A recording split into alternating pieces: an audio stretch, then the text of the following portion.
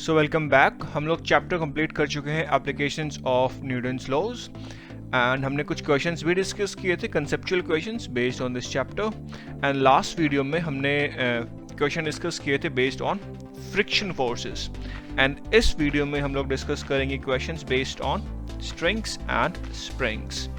So let's go, करते हैं शुरू।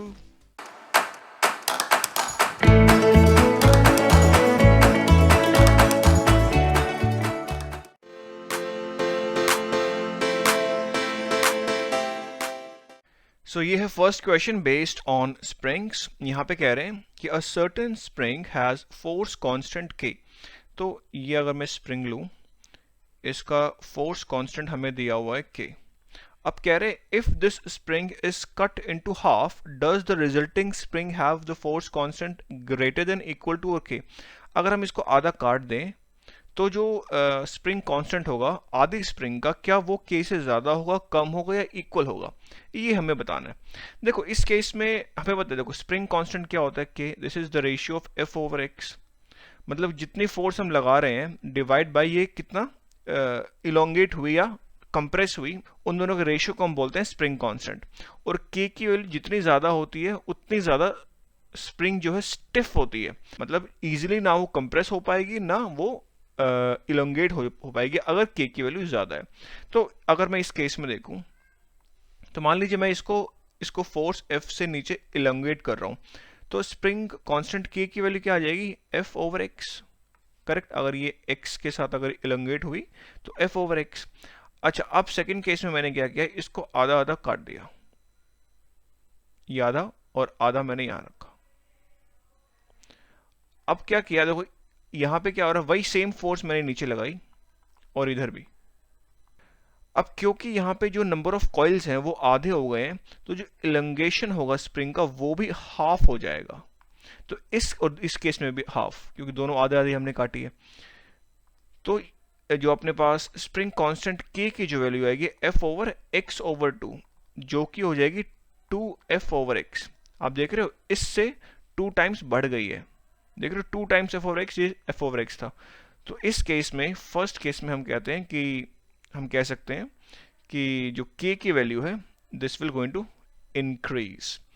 अब देखते हैं सेकंड पार्ट।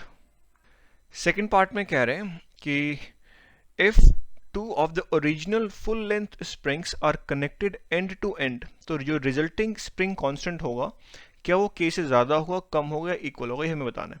मैं समझाता हूँ सिचुएशन क्या है। यहाँ पे ये स्प्रिंग थी इनिशियली जिसका स्प्रिंग कांस्टेंट था k। अब क्या कह रहे हैं कि इसके साथ हमने एक स्प्रिंग और अटैच कर दी जिसका स्प्रिंग कांस्टेंट भी है k और दोनों का जो लेंथ है वो सेम ही है। ठीक है, अब हमें ये बताना है कि जो इसका इक्विवेलेंट जो स्प्रिंग कांस्टेंट होगा क्या वो k से ज़्यादा होगा, कम होगा या इक्वल होगा। एक्चुअली इस सिचुएशन को हम बोलते हैं कि springs are attached in series. यहाँ पे देखो सीरीज में अटैच्ड है।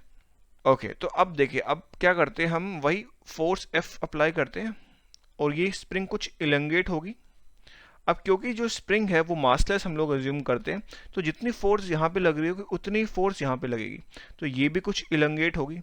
एंड दोनों का स्प्रिंग कांस्टेंट के ही है, तो इलंगेशन दोनों का सेम ही रहेगा क्योंकि अप्लाइड फोर्स भी सेम है। तो अपने पास जो टोटल जो इलंगेशन आया वो कितना आएगा, ये कितना प्लस ये x प्लस एक्स, जो टोटल एलंगेशन आया वो 2x हो गया। करेक्ट, तो जो इक्विवेलेंट जो स्प्रिंग कांस्टेंट होगा वो f ओवर टोटल एलंगेशन f, तो एज इट इज है। xt कितना है, ये हो गया 2x। तो आप देख रहे हो इनिशियली जो स्प्रिंग कांस्टेंट था वो था f ओवर x और अब आधा हो गया है।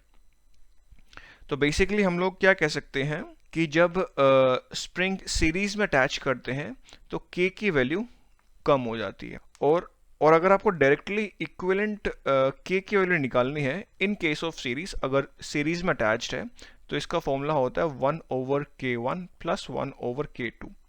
यहाँ पे k1 स्प्रिंग 1 का स्प्रिंग कांस्टेंट एंड स्प्रिंग 2 का स्प्रिंग कांस्टेंट k2। जैसे इस केस में क्या था, दोनों का स्प्रिंग कांस्टेंट k ही था, तो यहाँ पे इक्विवेलेंट कितनी आएगी, देखो 1 over k equivalent this would be, अगर इसका एलसीएम ले लोगे तो k1 k2 अच्छा, दोनों का k1 k2 सेम है तो मैं इसको k ही लिख सकता हूँ as it is, k square हो जाएगा बेसिकली। तो मैं यहाँ काट के इसको डायरेक्टली k स्क्वायर ही लिख देता हूँ, दिस इज k स्क्वायर। और ऊपर क्या आ जाएगा, k प्लस k। तो यहाँ पे हो जाएगा 2k divide by k square. तो ये एक k और एक k कट जाएगा। तो यहाँ से जो इक्विवेलेंट k की वैल्यू आई वो k ओवर 2 हो गई है, जो कि आप यहाँ पे भी देख सकते हो। ये देख रहे हो 1 ओवर 2 f ओवर x था ये। तो ये देख रहे हो यहाँ पे भी 1 ओवर 2 आधी हो गई, और यहाँ पे भी आप इस फॉर्मूले से भी अगर आप चेक करो तो वो भी एक ही बात कह रहा है। तो इसका आंसर ये होगा कि आपका जो स्प्रिंग कांस्टेंट है वो डिक्रीज हो जाने वाला है फॉर द बी पार्ट, और ए पार्ट के लिए हम पहले देख चुके हैं that it will going to increase. So ये है नेक्स्ट क्वेश्चन। यहाँ पे कह रहे हैं कि हमारे पास एक स्प्रिंग है जिसका फोर्स कांस्टेंट है k।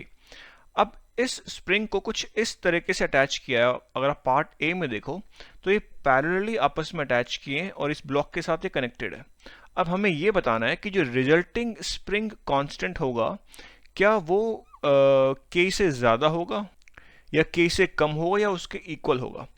देखो, अगर मैं यहाँ पे मान लो कुछ फोर्स लगाता हूँ, इसको ऐसे इलंगेट करता हूँ, तो according to the Hooke's law यहाँ पे स्प्रिंग बैकवर्ड में फोर्स लगाएगी Fs, और ये भी बैकवर्ड में फोर्स लगाएगी Fs, क्योंकि दो दो स्प्रिंग्स लगी हुई है ना पैरेलल में।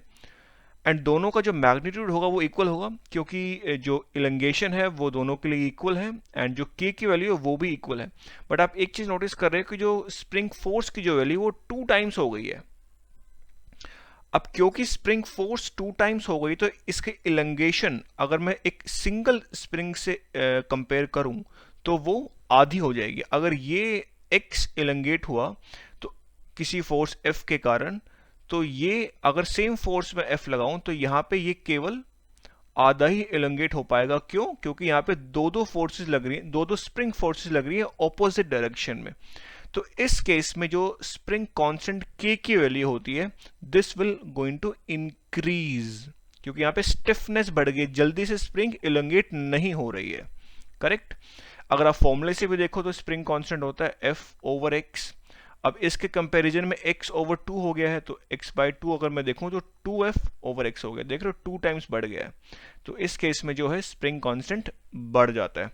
अच्छा, बी पार्ट में भी हमें सेम ही चीज, सेम कंडीशन दी हुई है कि दोनों के स्प्रिंग कांस्टेंट k है। तो इस केस में बताओ कि जो इक्विवेलेंट जो स्प्रिंग कांस्टेंट होगा इस सिस्टम का, क्या वो k से ज्यादा होगा, कम होगा या इक्वल होगा। देखो, सिचुएशन एक्चुअली सिमिलर है। इस केस में भी मैं आपको समझाता हूं कैसे। देखो, इसको जरा मैं मिटा देता हूं। अगर मैं फॉर एग्जांपल इधर इसको मास को इधर ऐसे पुश करता हूं, इधर फोर्स F अप्लाई कर रहा हूं, तो जो ये वाली स्प्रिंग है ये इलंगेट होगा, तो जो स्प्रिंग फोर्स आएगी वो इस तरफ आएगी Fs। बोल दो यार। अच्छा, जो ये वाली स्प्रिंग है ये क्या हो रहा है, कंप्रेस, तो ये भी इसको अपोज करेगी और ये इस तरफ स्प्रिंग फोर्स लगाएगी, ये भी होगा Fs। कहने का मतलब जो दोनों का जो स्प्रिंग फोर्स है वो लेफ्ट साइड में आ रहा है, और जो हमने जो फोर्स लगाई थी वो राइट साइड में लगाई थी। मतलब ये दोनों स्प्रिंग मिलके अपोज करेंगे इस गिवन फोर्स F को, जो कि सिचुएशन सिमिलर है जो यहाँ पे हो रहा था। बोलो यार। तो इस केस में भी k की वैल्यू ज्यादा ही होगी। और एक्चुअली ये सिचुएशन है ना, इनको बोलते हैं स्प्रिंग्स इन पैरेलल। और इसमें जो इफेक्टिव जो k की वैल्यू आती है, this is the sum of the spring constant of the first spring plus the spring constant of the second spring। And क्योंकि इस केस में दोनों स्प्रिंग का कांस्टेंट जो है वो k ही है, तो ये इफेक्टिव जो स्प्रिंग कांस्टेंट होगा वो 2 टाइम्स की हो जाएगा, k प्लस k 2 टाइम्स की। तो ये हमें जनरलाइज कर देता हूँ कि अगर जो स्प्रिंग है अगर वो सीरीज में है, लास्ट क्वेश्चन में हमने डिस्कस किया था, अगर वो सीरीज में है तो जो उसका इफेक्टिव जो स्प्रिंग कांस्टेंट होता है वो गिवन होता है इस फॉर्मूले से 1 over k1 plus 1 over k2। और अगर वो पैरेलल में है तो जो इफेक्टिव स्प्रिंग कांस्टेंट होता है वो होता है k1 प्लस k2। अब अगर k1 k2 इक्वल है तो पुट करके देख लो, आंसर आ जाएगा। अच्छा, अगर 3 स्प्रिंग लगी हैं तो कोई बात नहीं, 1 ओवर k3 कर दो, इधर इधर प्लस k3 कर दो, पैरेलल में है तो ये चीजें ऐसे बढ़ती जाती हैं। तो ये था सोल्यूशन इस क्वेश्चन का।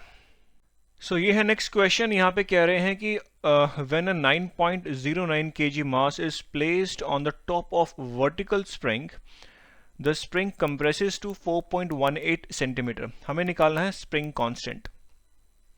ठीक है, तो यहाँ पे ये स्प्रिंग थी एंड इसके ऊपर हमने रख दिया ये मास m, जिसका मास हमें दिया हुआ है 9.09 kg। तो इस केस में जो इस बॉक्स का जो वेट लगेगा वो नीचे की तरफ लगेगा एंड जो स्प्रिंग जो फोर्स होगी वो Fs ऊपर की तरफ लगेगी एंड ये कंप्रेस कर जाएगी कुछ x जो कि हमें दे रखा है 4.18 सेंटीमीटर। तो जो स्प्रिंग फोर्स है बेसिकली ये इक्वल हो जाएगी इस वेट फोर्स F के। तो Fs is equals to mg। और जो स्प्रिंग फोर्स होती है from the Hooke's law we know it is minus k times x, that is equals to mg। And हम लोग जो है ये वाली डायरेक्शन हम पॉजिटिव x हमने ली हुई है, दिस इज पॉजिटिव। सो यहाँ से जो स्प्रिंग कांस्टेंट k की जो वैल्यू आएगी वो माइनस mg ओवर x आ जाएगी। अब देखो जो स्प्रिंग है कंप्रेस हुई है 4.18 सेंटीमीटर नीचे की तरफ, तो ये डायरेक्शन में नेगेटिव ली है, तो basically minus m is 9.09, g is 9.81, x जो होगा वो होगा नेगेटिव 4.18 सेंटीमीटर। तो अगर आप इसको मीटर में लिखोगे तो 0.0418 मीटर हो जाएगा। तो ये माइनस और माइनस बन जाएगा प्लस। सो यहाँ से जो स्प्रिंग कांस्टेंट की वैल्यू निकल के आएगी वो आएगी 2130 न्यूटन पर मीटर। मतलब 1 मीटर के लिए अगर आपको 1 मीटर कंप्रेस करना है तो आपको इतनी फोर्स लगानी पड़ेगी। ये होता है स्प्रिंग कांस्टेंट का मतलब। ठीक है, तो ये सॉल्यूशन था इस क्वेश्चन का। सो इस क्वेश्चन में कह रहे हैं कि हमारे पास दो स्प्रिंग है, दोनों कनेक्टेड है इन सीरीज, और जो स्प्रिंग कांस्टेंट है इस वाली स्प्रिंग का वो है 150 न्यूटन पर मीटर, सेकंड स्प्रिंग का स्प्रिंग कांस्टेंट है 250 न्यूटन पर मीटर, और दोनों स्प्रिंग एक ऑब्जेक्ट से कनेक्टेड है जिसका मास है m 0.9 kg। Now, हमें ये बताना है the total amount of stretch. जब ये मास फोर्स लगाएगा नीचे तो स्प्रिंग कुछ स्ट्रेच होगी, तो वो टोटल स्ट्रेच कितना हुआ वो हमें निकालना है। ठीक है, तो देखो ये जो फोर्स लगाएगा ये ऑब्जेक्ट ये नीचे की तरफ लगाएगा mg, करेक्ट। अभी जो mg है क्योंकि ये स्प्रिंग सीरीज में कनेक्टेड है तो यहाँ पे भी सीरीज जो स्प्रिंग 1 है इस पे भी फोर्स नीचे की तरफ mg ही लग रही होगी, और सेकंड वाली जो स्प्रिंग है इसके ऊपर भी फोर्स नीचे की तरफ mg लगेगी। तो क्या मैं ये लिख सकता हूँ F जो है ये फोर्स लगा रहा है वो mg है, और स्प्रिंग 1 के लिए अगर मैं लिखूं तो मैं लिख सकता हूँ क्या ये from the Hooke's law this is k1 x1, कि ये कुछ इलंगेट होगी नीचे x1, तो k1 x1 आ गया। अच्छा ये भी कुछ इलंगेट होगा, सॉरी ये x2 है यहाँ पे, और ये x1 इलंगेट हो गया, ये फर्स्ट स्प्रिंग है ये सेकंड स्प्रिंग है, तो ये इक्वल हो जाएगा k2 x2 के for the second spring by using the Hooke's law. अच्छा जो टोटल इलंगेशन होगी जो x हमें निकालनी है किसके बराबर होगी x1 प्लस x2। भाई कुछ ये इलंगेट हुआ कुछ ये इलंगेट हुआ, तो टोटल इलंगेशन कितना हुआ x, तो ये हम लिख सकते हैं। अच्छा यहाँ से x is equals to x1 हम क्या लिख सकते हैं, ये mg डिवाइड बाई k1 लिख दूं, और ये कितना हो जाएगा mg डिवाइड बाई k2। अच्छा मैं mg को यहाँ ले लेता हूँ कॉमन, तो ये 1 over k1 plus 1 over k2 हो गया, और ये हो गया x। तो m हमें पता है, k1 k2 हमें पता है, इजीली हम निकाल सकते हैं। m है 0.9, g की वैल्यू तो होती है स्टैंडर्ड 9.81, k1 150 दे रखा है और k2 250 दे रखा है। सॉल्व करो आप इजीली x की वैल्यू निकाल दोगे और इसकी वैल्यू आएगी 0.094 मीटर। अगर आप इसको सेंटीमीटर में लिखोगे तो 9.4 सेंटीमीटर, ये आएगा आंसर। तो ये है सॉल्यूशन इस क्वेश्चन का। इसी सेम क्वेश्चन को हम एक और मेथड से सॉल्व कर सकते हैं। हमने पीछे पढ़ के आए हैं कि अगर स्प्रिंग सीरीज में कनेक्टेड होती है तो उसकी इक्विवेलेंट स्प्रिंग कांस्टेंट हम कैसे निकालते हैं, 1 over k is equals to 1 over k1 plus 1 over k2, ऐसे करके निकालते हैं। तो यहाँ से हम पहले इक्विवेलेंट स्प्रिंग कांस्टेंट निकाल सकते हैं। तो मतलब बेसिकली हमने उस दो जो स्प्रिंग कनेक्टेड थी उसको हमने एक सिंगल स्प्रिंग में कन्वर्ट कर दिया। इसका यहाँ से कुछ के इक्विवेलेंट आएगा, बोल दो यार, वो निकाल देंगे। और यहाँ से जो ये जो ये जो इलैंग्वेशन हुआ होगा डायरेक्टली हम लिख सकते हैं mg ओवर के इक्विवेलेंट। ठीक है, तो ऐसे करके भी निकाल सकते हैं। ये थोड़ा सा एक शॉर्टकट तुम कह लो, ये बेसिक्स से हम लोग, ये हमने बिल्कुल बेसिक्स से हमने इसको सॉल्व किया है। तो ये था सॉल्यूशन इस क्वेश्चन का। सो ये है नेक्स्ट क्वेश्चन, एंड यहाँ पे हमें दिया हुआ है कि ये जो ब्लॉक है इसका मास है m, और इस ब्लॉक को हम बिल्कुल वर्टिकल दीवार पे स्टिक कर रखते हैं बाय यूजिंग दिस स्प्रिंग। मतलब हम इस स्प्रिंग पे लगा रहे हैं फोर्स, और ये फोर्स जो स्प्रिंग इस पे लगा रही है ब्लॉक पे, जिसके कारण ये जो ब्लॉक है वर्टिकल दीवार पे खड़ा हुआ है due to the friction between the block and the wall.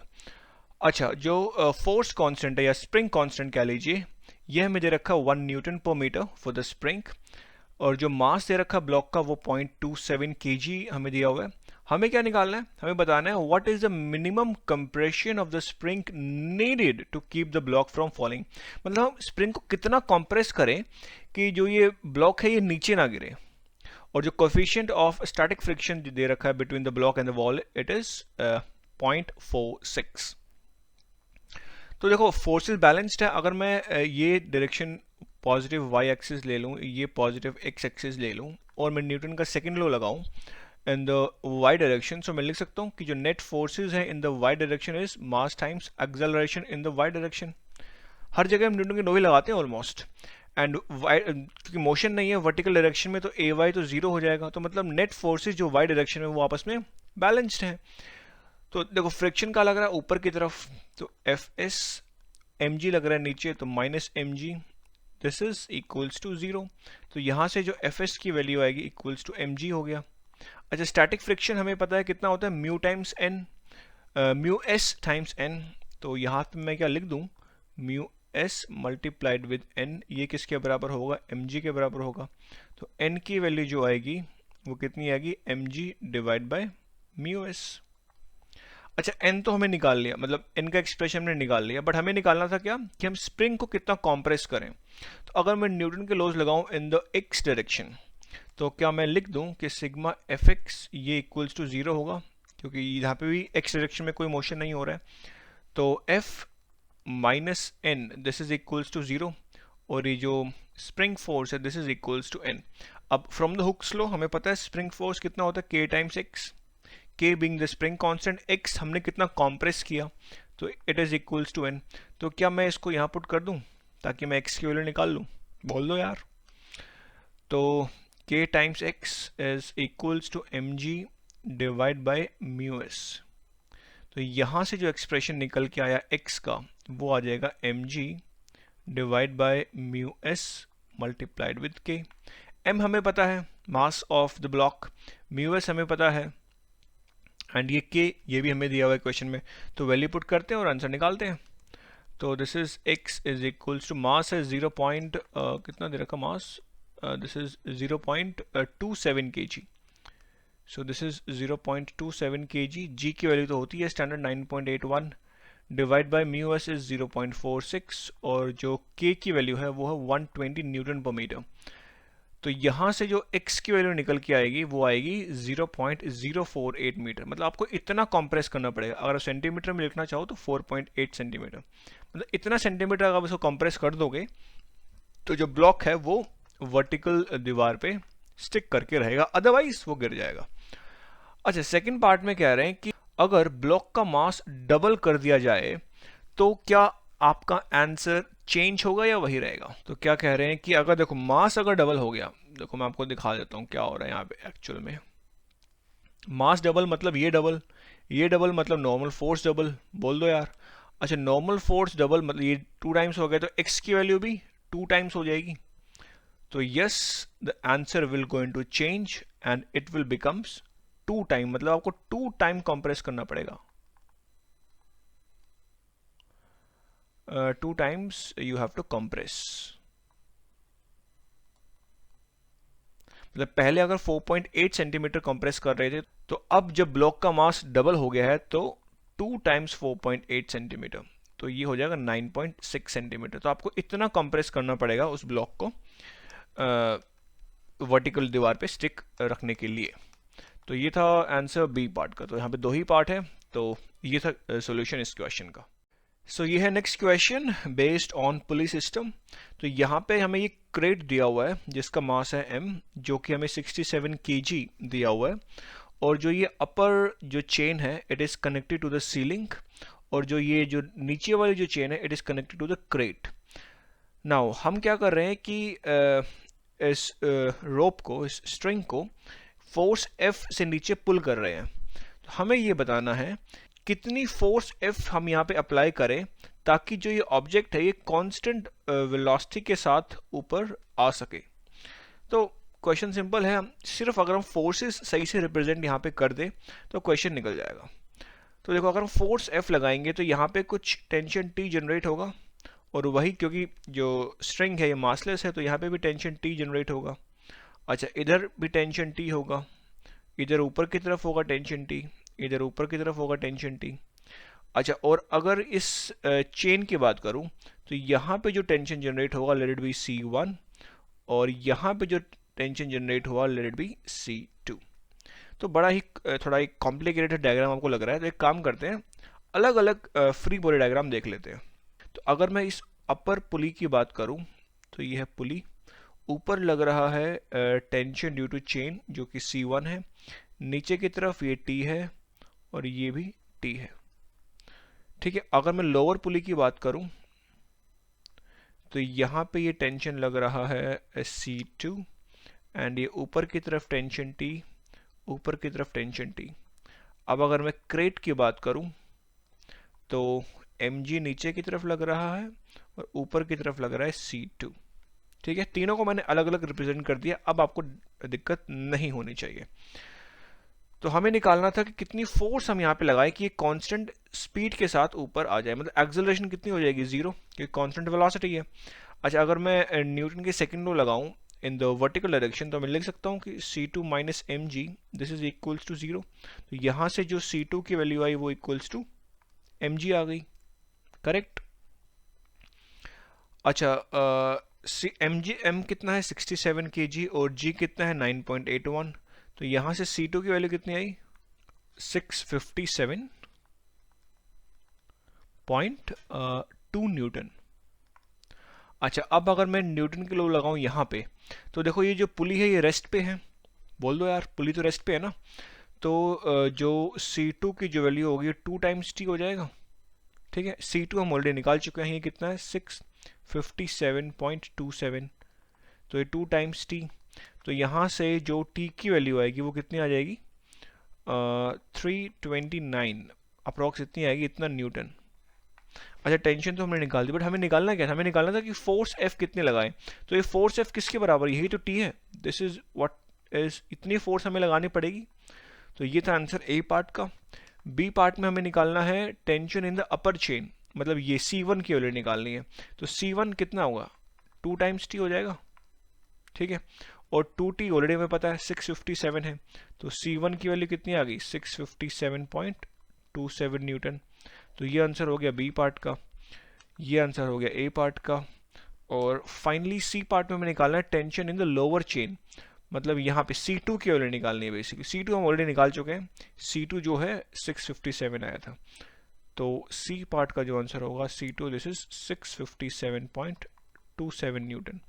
मतलब चेन में, दोनों ही चेन में इक्वल टेंशन है, और जो फोर्स हमें लगानी पड़ रही है वो आधी हो गई है। C2 से कंपेयर करें या C1 से कंपेयर करें तो आधी फोर्स लगानी पड़ रही है।